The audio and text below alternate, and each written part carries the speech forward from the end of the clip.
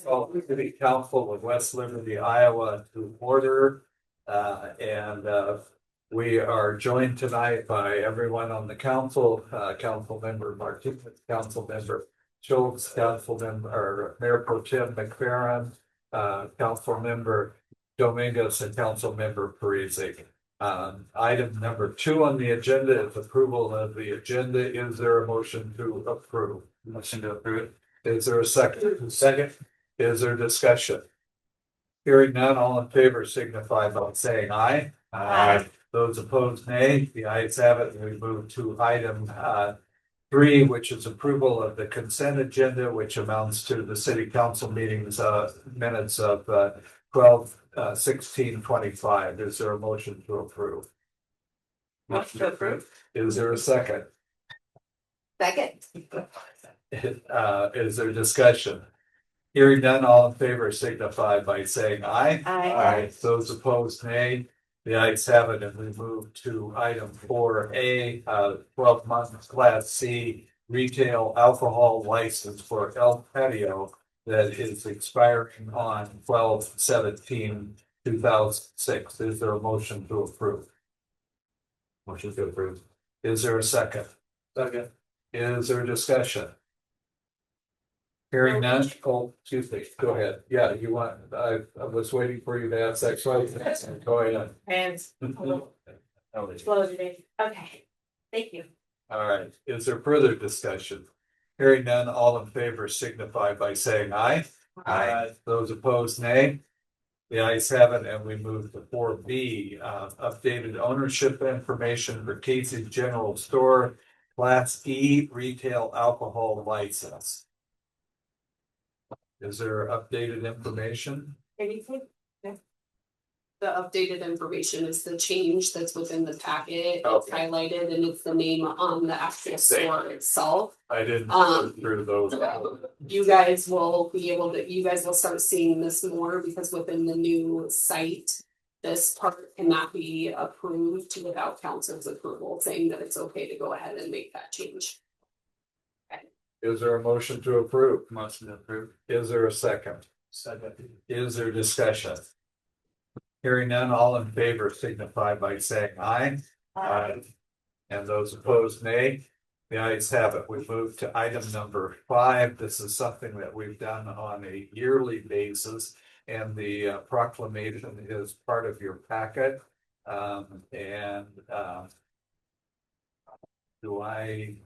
We don't need action from the council. That's just notification to the council that we're doing this.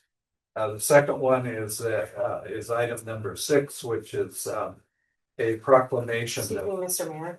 However, we will want to do an official, it's been requested for an official signature. Yeah. And a photo op, so I just recommend that we take that time with it being in line with the agenda. Right now. Oh, okay. I was thinking we'd do it at the end, but Brittany was kind enough to get the camera, so let's sign the proclamation.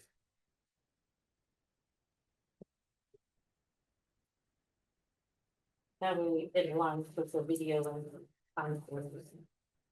Would the council like to sit behind me when I sign this and?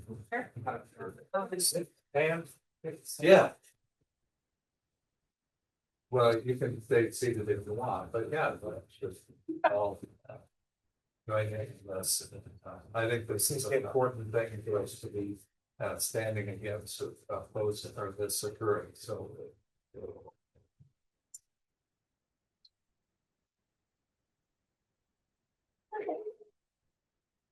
Okay. All right. Now, you may want to stay standing for the next one, because we are honoring Tim McMahon. Tim, did I say that? Yes. Yeah. For all of his years of service, again, that proclamation is in there for nearly 3 decades. He started out, I believe, as the library assistant and then moved up to being the IT. He's retired. I didn't call him and tell him that we were community. I saw him today too, but He came into the library today. Oh, really? Okay. I said as a private citizen, but we're very honored all of us who use the library, I think, have appreciated Tim being at the desk and all of the things that he does for us. When my granddaughter was little, he took her around and showed her all the sites in the library.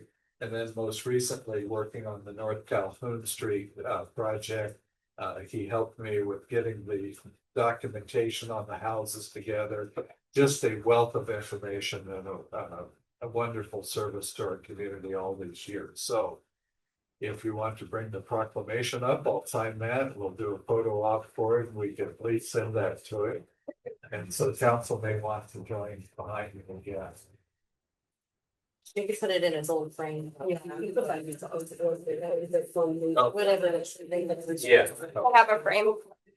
Okay. All right. I was ready with everyone. Thumbs up.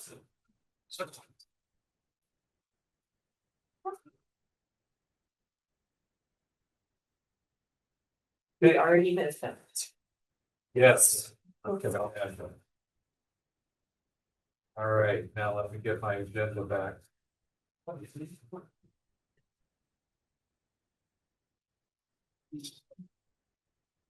Okay, next up is item 7A, engineer report. Okay. All right, next up is 7B, staff reports, police department. That's part of the record. I noticed that we had a more quiet December this year than we did a year ago. So that's good news. And so the annual report is submitted there. So are there any questions to the police department? We had a little more last year. Those all calls up this year to last year, so. Yeah, that's what I was looking at, so I was like, yeah. I really enjoyed looking at all the pictures and reading about all of the accomplishments of your department. I'm very, very proud of our police department, and with your leadership to Chief Hauser. I think we have one of the best departments that small town could ask for, and I really appreciate you.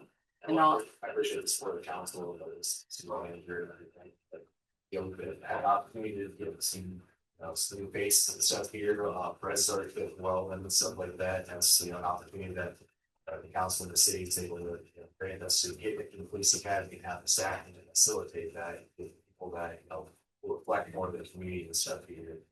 So I really appreciate all your support and stuff, years now. Yeah, It looks well, like your reserve officer program is start to take hold. Yeah, we're starting to get that geared up to go. I just weapons certified. We're looking forward to having sworn at the next council meeting and stuff. I think it's really exciting to get going. He's already been contributing to community events and he's looking to get more involved.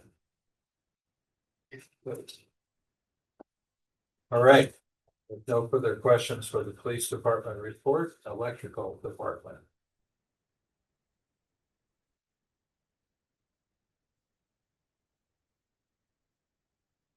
And to get Cody off the hook, I asked him to come and present it verbally for you. Not really getting you off the hook. So I'm gonna kind of brief you guys on an ongoing situation that we've had with our retail power group, RPGI. We are right in the middle of our term with our contractual agreement with them.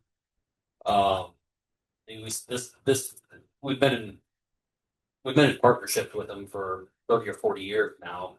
But our last agreement was in 2022, which stretches to the end of 2028, December 31st, 2028. What we got presented with right before Christmas there is that they were looking at what they're calling an extend and blend to the contractual agreement that we have now with NextEra. What they're proposing is this extend and blend is that they would blend the prices for the remaining couple of years that we have, the remaining 3 years, and they'd like to extend that contractual agreement out to 2033. We've had some short discussions on kind of the repercussions of staying in this group and cost for the city, especially with their high rates that they have. So this year in particular, according to the agreement, we would have to, by the end of this year, have to give them notice that if we're going to be staying or not. We have to give a 2-year notice. To let them know that we're going to be in for the next contractual agreement or we're going to be out going on our own. Couple things to consider is that after a lot of financial analysis, we came back with over this contractual agreement starting in 2022 that all but 1 year they had beat the market LNP price. And that was the year of 2022, which was a very volatile year. Energy costs were all over the place. They have still volatile, but have stabilized quite a bit. So we measure everything in a megawatt of energy. So just to kind of give you an idea of what the price difference was, that the average LNP price was $25 per megawatt. Right now, this was last year. Right now, we're paying about $52 a megawatt through this power bill. So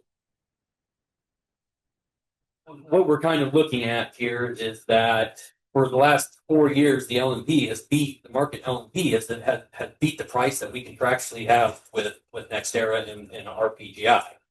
And this extend and blend that they have is not looking any better. It's essentially they have a lot of their hedges built into these costs. RPGI obviously takes their cut of this. So things to consider this year are, and this is going to be ongoing, is that we're going to be looking at possibly having come to the decision if we're going to leave this group, go off on our own, or stay with them, stay the course until 2033. Now, some of the repercussions. That's 5 years longer, I believe, than the current contract that we had with them. Yes, that's the proposal for the extended blend. And granted, throughout this year, they're going to be requesting for more proposals out there. A lot of RFPs will be going out to different energy companies. So we might see a little bit different, maybe some better proposals out there. But a couple things to consider here is that we're looking at purchasing our own natural gas and bringing high pressure natural gas into here and utilizing our turbines and our local generation a lot more. By staying with this group, they own our generation. So we can't utilize it to hedge our own costs moving forward. So a lot of this work that we've been doing, as in, bringing in the natural gas, updating our turbines, our aspirations of local generation will kind of be crushed if we stay, with this current resale power group. There are benefits that come along with this. Some of the benefits is that they administer a lot of our regulatory reporting to MISO and FERC and a lot of these government agencies. They do a tremendous amount of metering, SCADA systems for us. So if we were to leave this group, it changes the way that we do business drastically, very drastically, because they do a lot of this already for us. Prime example of what this means is that we'd be buying our energy on the market daily and looking for those best prices. If it doesn't fit within those prices, we hedge ourselves as our local generation. We start up our turbines and we drive those costs down. The proposal out in front of us, and we can get in there probably with a longer work session and with these proposals out in front of you folks, but we'll be taking 10% increases for the next 8 years. And if the only way to stay in business is to raise rates every year going forward. So that's kind of the environment that we're in. Cody, I just want to clarify the 10% increase. So that's our direct cost through the wholesale, which they put 10% on our costs. Yeah. So that's not including the percentage that the city would have to look at in order to cover wages, infrastructure. I just want to make sure we have that. Yeah. I mean, One opinion. Yes. Yeah, ultimately, we got to have enough funds to keep our capital up to where we can make improvements within the city because of the degrading infrastructure that we have. Yeah, so essentially we've been paying double than what the LP cost is. And I'm wondering if the only perk really or benefit that we've had in the last few years is that they do the reporting for us. If it would be even more cost efficient for us to contract or hire somebody that knows how to do all that reporting at even less of a cost than paying double. Does that make sense? Am I understanding that right? Okay. Yes, I mean, we would look to take that burden on ourselves, and after Is that reaching out something to that you would know how to do, or somebody? it's We just. it's Yeah. a little uncomfortable. Yeah. It's, So there might be. I would need a whole lot of help doing it. Yeah. So Okay. that'd be additional staffing. It's but a lot of that. I mean, there's a lot of electric utilities out there in Iowa that are doing this now. That have seen the writing on the wall a lot faster than what we did. There's consulting groups out there that kind of help with this as well. But and we looked at kind of getting into partnering individually with some of these larger municipalities that do this for themselves, that have whole departments that are dedicated to this, Yeah. and partnering with them and having them do the purchases for us at just a marginal cost and help. I was gonna ask if there was a co-op that we could be involved with, that we'd be able to share that. Yeah, I mean, so for example, and I haven't spoke with like Muscatine Power and Water, but they have a whole department that's dedicated to these type of things, and they buy their market. They buy if they're not locally generating, they're buying their power off the market as well. So, but like I said, historically, the LNP has beat the local marginal pricing of the market has beat RPGI's pricing, the next era's pricing for many years. It's just what's nice about it is the complacency to have everything done for you. And that's kind of what you're paying for. It's that luxury. So in order to combat pricing, to combat cost Let's increases. just add something, I mean, I understand your complacency comment, but it's also, we're a town of under 4,000 people. So we don't have the capabilities, so, we are dependent on those pieces, and that was the original intent of the RPGI. But now, over the years now, like what Cody's saying is, their changes or their transition and growth.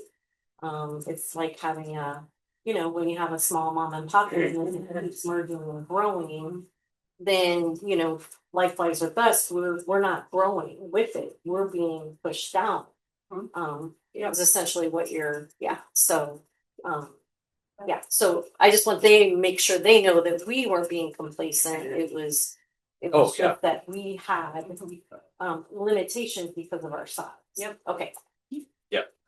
And like I said, it changes the way that we do business drastically. We'll have to be on top of it every day, and we'd be purchasing. I mean, and like I said, it's not that they're ripping us off or anything. They have to put their hedges on there too to make sure that they're always making money, and because they've got a bottom line too. But at a certain point, it gets a little egregious, and then at that point, you got to step back, take it on yourself for a while, and then hopefully, things that kind of start leveling themselves out.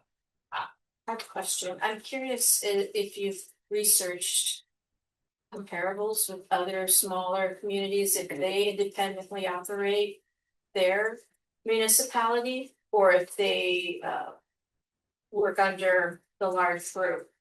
If a lot of people or a lot of communities do that. Yeah. So I'd say out of the 100 or so electric municipalities we have in the state of Iowa, it's probably a split. Probably half of them belong to retail power groups, and the other half operate independently themselves. So could that be possibly a trend you're seeing? Is more going independently? Sounds like. Yes, I have. I think that's fair enough to say that I've seen that. I mean, we've had just out of our group alone, we've had a handful of them drop out in the last 10 years, go independent. We've seen that, and so because you have RPGI in Iowa, you have RPGI, you have Side Mecca, you have 9 Mecca, and those are the three main big groups that we have here in Iowa. Yeah. So you're talking roughly probably about 50 or 60 municipalities that belong to resale power groups. The others are operating independently. And that's some of the big ones too. Obviously, the bigger municipalities are operating independently. Right. But I mean, as far as, our size is comparable. I Well- think Eldridge. Eldridge does, yeah. Eldridge would be, I mean, and we've had a little bit of conversation. Cody and I just haven't, with where we're at here, I think that's some of our next steps that we've identified is to reach out to communities of like size, Okay. to get an understanding, how they're able to operate, what does their staffing look like? Yeah. Because that way we can, when the time is, we can model how we want to make that work for West Liberty. Yeah, because I'd like to get some sort of something in writing that maybe shows, some comparables or the nature of going out on our own, what would be definitely required of us, and things like that. I'd like to get some. And the bigger part of our conversation is, again, I mean, what, is sustainability to own our own utility. I mean, we know that there's other conversations where municipalities, fall prey to a larger corporate because they don't have the ability to operate, right? And so, but we have the ability, we have the knowledge, and it's just getting everything going in that right direction. And the other part of it is for us, we are a public entity and we owe a fiscal responsibility to our utilities. Well, what we've kind of find out too with our PGI, I mean, unfortunately, they're not always following that line of thought process, right? Yeah. And it's even sometimes difficult to have things even done based on the public entity's process. And so therefore too, that just creates the more importance of us aligning our future that fits what a municipality should be operating as. Yeah. And I'd like to get your everyone's recommendation too, on what they feel. Yeah, over the last year, we've had some transparency problems, some governance problems with our PGI. They've pushed some agendas through on us that we didn't necessarily care for. The transparency part, there was a lot of documentation that has been withheld from us And still, and still being withheld. So there's some more than just the rates and the monetary stuff. There's some other things that we've had issues with, and just in the past year. Things seem to be getting better, but still, Lee mentioned this that we essentially don't have any independence. We can't use our local generation. We have a now $30 or $40 million facility sitting down there doing absolutely nothing for us. Yeah. And now we're watching commodity prices fall. Gas and oils is very lucrative right now. So essentially, if we were out on our own, we would have burned a lot of gases. We drove our costs down considerably. So, Cody, my question to you from my standpoint is, do you think West Liberty's ready for that transition?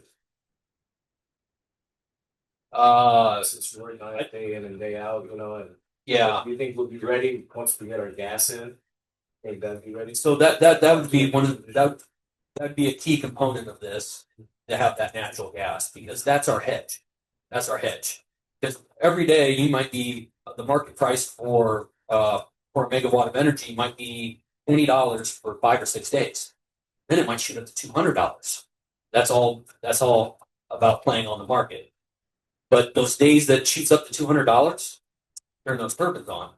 We have our local generation here, so we hedge ourselves against those high cost days.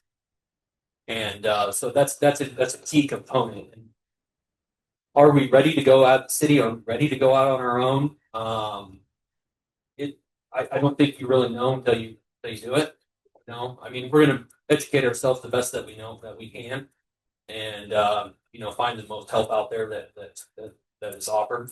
And but like I mentioned, it changes the way that we do business completely, because we'd have to have operators down at the powerhouse ready to go for those days that we need to generate.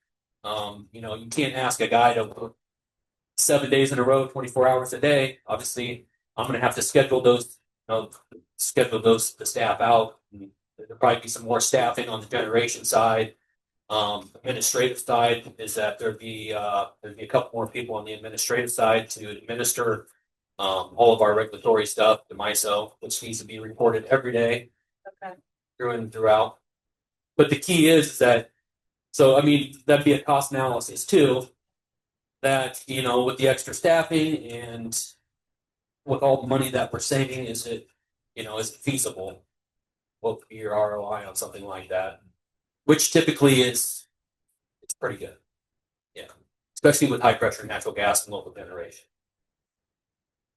And all the conferences and meetings and everything that I go to, when I talk to other elected officials and they find out that we own our utility and stuff, it's always impressive. Like, so I wouldn't want to do anything to threaten that, right? And then because we're a low income community as well, like we need to do whatever we can to try to be more feasible to those utility customers. And I just really, really, really appreciate that we hired you, Cody, and that you're on top of this. Very, very much impressed with what you've brought to us. Yeah, really the idea from the start was to try to keep the rates as low as possible for as long as possible. Especially in this market, it's very, very, very competitive right now. Yeah. So everybody wants that energy. The data centers want the energy. The industries want the energy. So it's but we can. This will definitely be a topic as we go out through 2026 here. And I'll keep you guys updated on the progress that we're making with our PTI and what's this going to look like, moving forward if we decide to go in that direction. To let you know you're not alone. One of us, whatever you need from us, just let us know. Or answer a call away. Let that be known this year that you're not alone. You got someone that It ultimately is all your decision. Right. Our jobs are here to educate you and provide you, educated information for the action that you make. And just to add on to your question, I don't think it's one of those things, which do you do, right? Part before the whole, all of this. But the thing is that you can't really move. If we move forward with our PGI, then we're not going to spin our wheels looking at the investment of natural gas, because then that's a waste of administrative time dollars, right? It's more a question about, in order for the city to sustain and own our electric utility, we're going to have to be progressive and move forward. Yeah. Thank you. Good job. Thank you. Committee reports, I'm not aware of any. There is a February 12th fire department meeting, and so that'll be coming up. Sometimes they're at 6 and sometimes 6:30. I think 6:30 is when it'll be at the fire station. That I'm not aware of any council reports.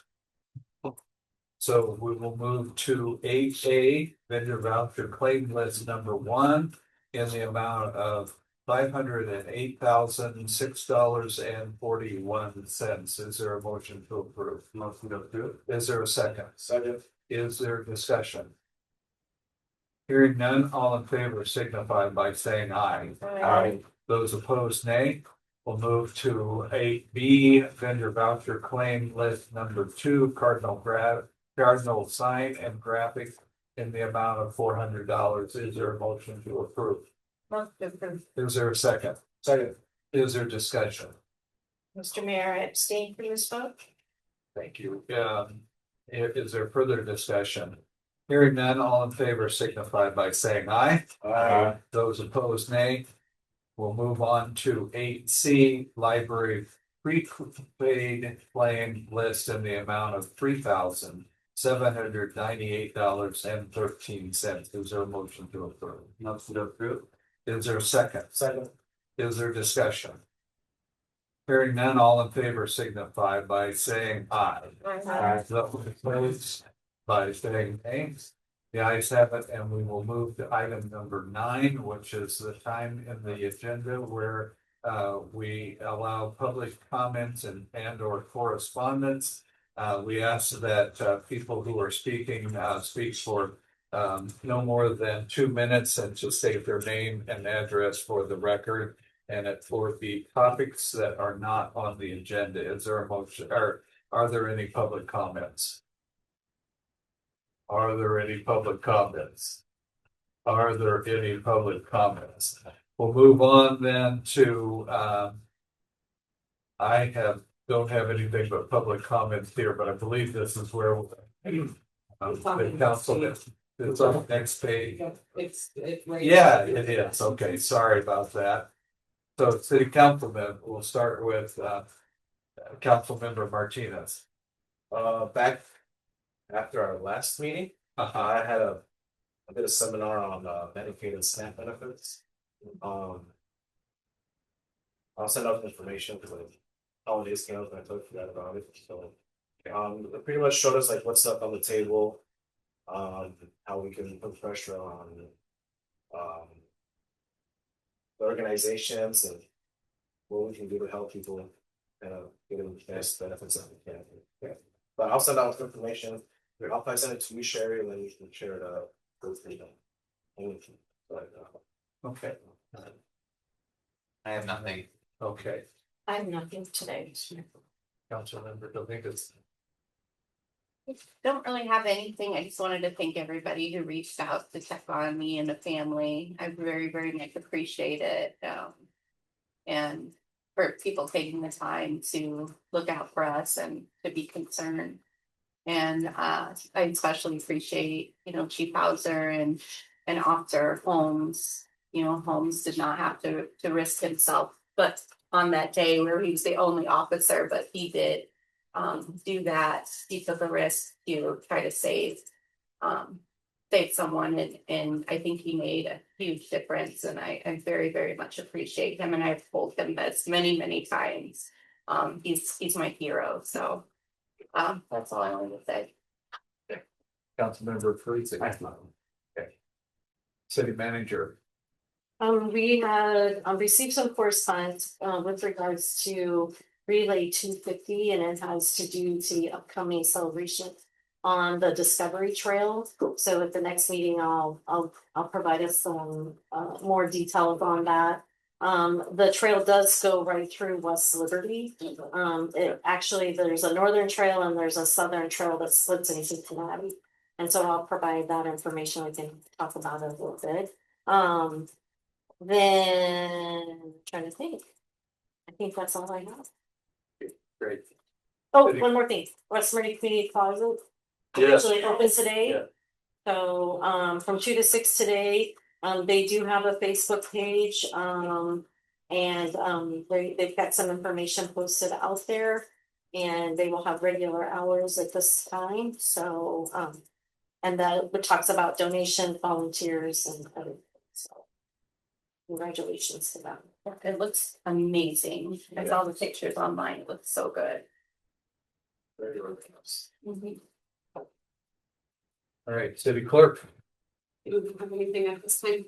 Okay, we will move on to item 10A, and that is the I-State presentation. So Lisa. Everybody. Forgive me a few minutes today. I wanted to start out here. I've got a few brochures. So I will discuss just briefly kind of where we are on the mitigation project. But really wanted to come out today just to connect with our member governments. To introduce myself as well. So I'm Lisa Ahern. I'm Community and Economic Development Director for Bi-State. I've been with Bi-State for just about 6 months. I'm originally from the Quad Cities. I've worked in community development for a long time. But in my role, one thing that I really want to ensure I'm doing is reaching out to our member governments, getting to know you individually, and then really trying to understand what's happening in your communities. One of our main roles at Vice State really is to help connect the dots for people. That could be with funding, that could be with other local governments that are having similar challenges. The energy issue wouldn't have even been on my radar, if I weren't here tonight. So I'm glad to know that as well, because that helps us to ask questions and really be a resource for you as a smaller community as well. So the brochure I passed out just tells you a little bit about our services if you are not aware. One of the programs that we are working on right now is an update to the Muscatine County Hazard Mitigation Plan. West Liberty has been really involved with that process, hosted one of our meetings. The chief was even there. Your community school district was there. So I just want to say hats off to this community because you guys are very engaged and very involved. And that makes everything better for communities. So thank you. We will have a draft of our mitigation plan hopefully in February. So we're still kind of getting mitigation strategies in from local communities. This plan really is designed to help communities plan for natural hazards. So floods, tornadoes, windstorms. If you have plans like this in place, then your community is more able to access funding like generators, storm shelters, emergency sirens, those types of things. So that's one of the reasons planning is kind of painful sometimes. I understand that. If I have meetings, reading documents, that's not fun for everybody, but it's important that everyone's involved. So that plan's moving along very well. Also, we have been working on well, I guess I'll pause there. Does anyone have any questions about the hazard mitigation plan? Very good. We're also working on updating a 5-year comprehensive economic development strategy, and that's for our region. So Vice State helps administer our economic development district. The one thing that we've been doing is we've been meeting with all of our member governments at various counties and getting input on what's working well for your economy, what's not working so well, what are your challenges. There's more discussion lately about things like AI. That's kind of a question mark, right? We're not quite sure how that's going to impact our communities. We maybe have an idea about it. Data centers and the immense amount of energy data centers take. So lots of good discussion there. And that plan will be available in March. So it'll come out as a draft. It'll be available on our website. I'll make sure I share that all with you so you have an opportunity to provide some input. I also wanted to let you know, Vice State does have a revolving loan fund. So this is a loan fund that really works to help businesses either retain employees or attract new employees. So that's a resource that we have available. It's noted there. And probably one of the things that we do the most with communities is grant work. There are 6 new grants available through the Iowa Economic Development Authority through their community development block grant program. Sometimes it's hit or miss whether a certain project will fit with the community. But I'll briefly state what they are, and then if something kind of triggers, then you can feel free to follow up with me later. But the new CDBG programs are for pocket parks, so those are smaller neighborhood parks. Streetscapes, and that's really along your main street for things like curbs, gutters, and signage. There's a new roof replacement program, which I'm pretty excited about. I see a lot of our neighborhoods, housing getting older, roofs are really expensive. So this program will provide a grant for $30,000 per unit for a maximum of 6 homes. There are also planning grants available now. I think one of the biggest challenges sometimes for communities in putting together a competitive application is the planning time. And sometimes we don't find out about it until maybe, gosh darn it, like 2 weeks, before it's due. So there are planning grants available now as well. There's a new stormwater program. And there's also a new grant for public facilities, so that's things like emergency shelter, food pantries. So these are all, of course, very competitive, but I want you to know they're available and they're doable, right? If you've got a good project and you meet some of the income requirements as a community, and you take the time to put together a good application, then they're doable. So I don't want you to be discouraged. I want you to be encouraged about those possibilities. Outside of that, there are always lots of other grant opportunities. So as we become aware of them, I'm your liaison with Bi-State, so you can reach out to me. You can reach out to any of our staff really, and we're always glad to be a resource for you. So with that, I'll pause and ask if there's. I didn't catch your name. Lisa, and my last name is Ahern. Ahern. And I should note that my mother-in-law, here's my connection to West Liberty. My mother-in-law grew up in West Liberty, and she was Miss West Liberty of 1959. So I had to just give her a shout out. We should bring that back. Yeah. I don't know, is that still a thing? Miss West Liberty? Yeah, it's oh, okay, County. yeah, kind of a fair that. Kind of, Yeah. I do have Lisa's contact information, and I'm happy to provide that to all of you as well. Great, well, thank you so much. Thank you very much, Lisa.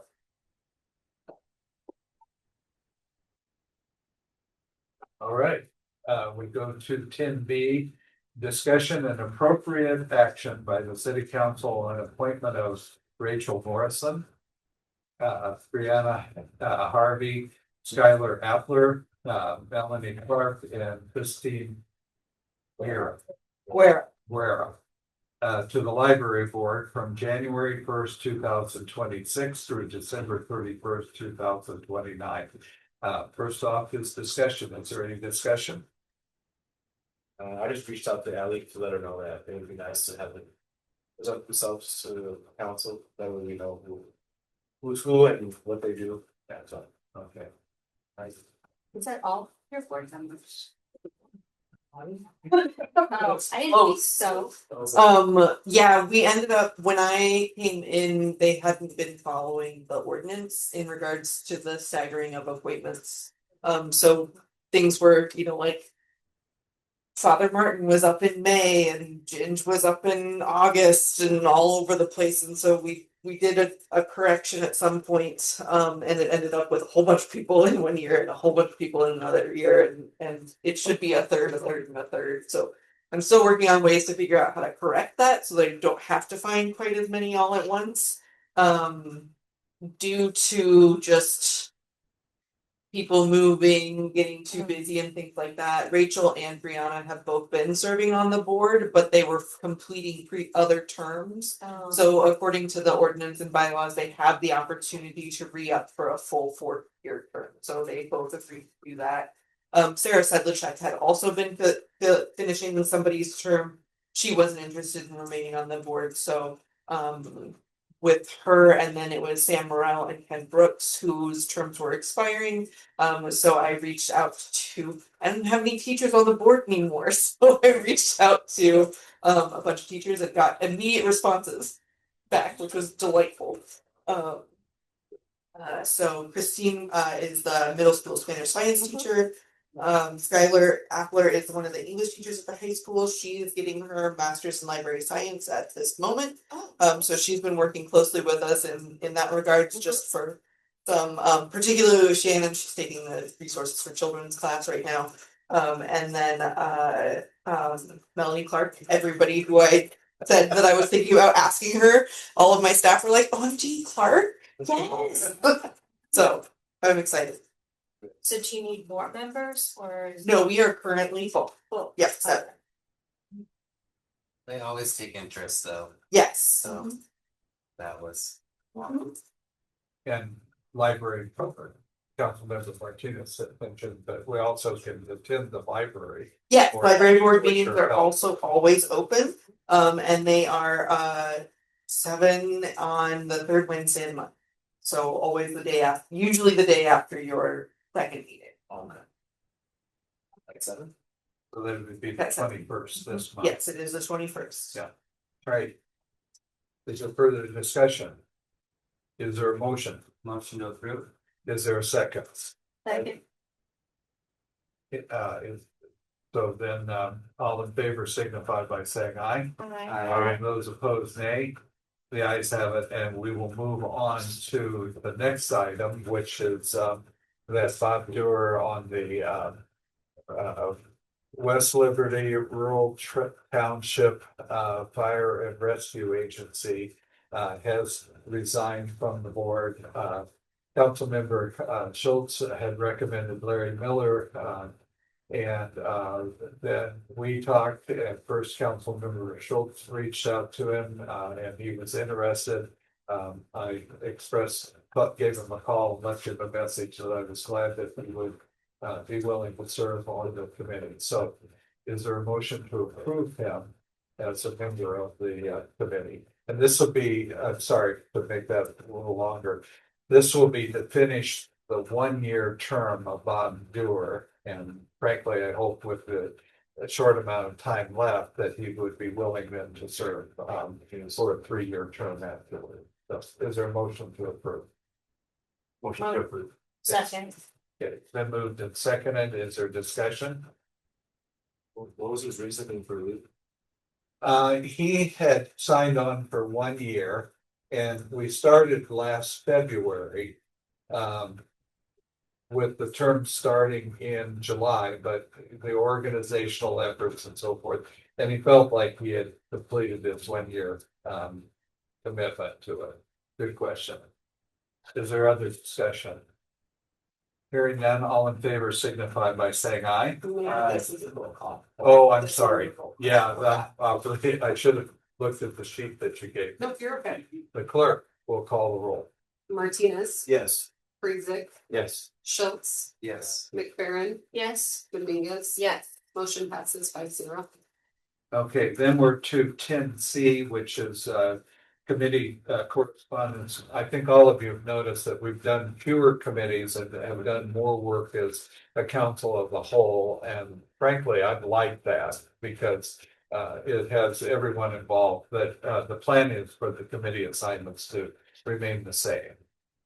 So then, unless there's any discussion on that, we'll move to item 10D, which is that we'll have the gold workstation at 5:30 p.m. on the 13th of January. And that will be in this room, That'll be in the training room. in the training room down the hall. And I have not received any documentation or the agenda yet, but as soon as we have it, we will get that out there. As far as preview for the item 10E preview, this is in the throes of budgeting and trying to make sure that we balance what we need to do for the city. And so I think that's the main work that is occurring right now. What's our budget for catering? Did you see that? Lee's gonna cook for us. Oh, no, I. Oh, yeah, well, I am one heck of a peanut butter and jelly. It's my favorite. Yeah. Grilled, Grilled. they have to be grilled. All right, Yeah. I'll see what we can come up with. All right. With that, is there a motion to adjourn? Yeah, we got 10. What's that? We got 10, a preview for next time. I gave it. Oh, we did? I mean, Now, making a motion to adjourn, council member vice. Motion to adjourn. Is there a second? Second. Is there discussion? All in favor signify by saying aye. Aye. We are adjourned.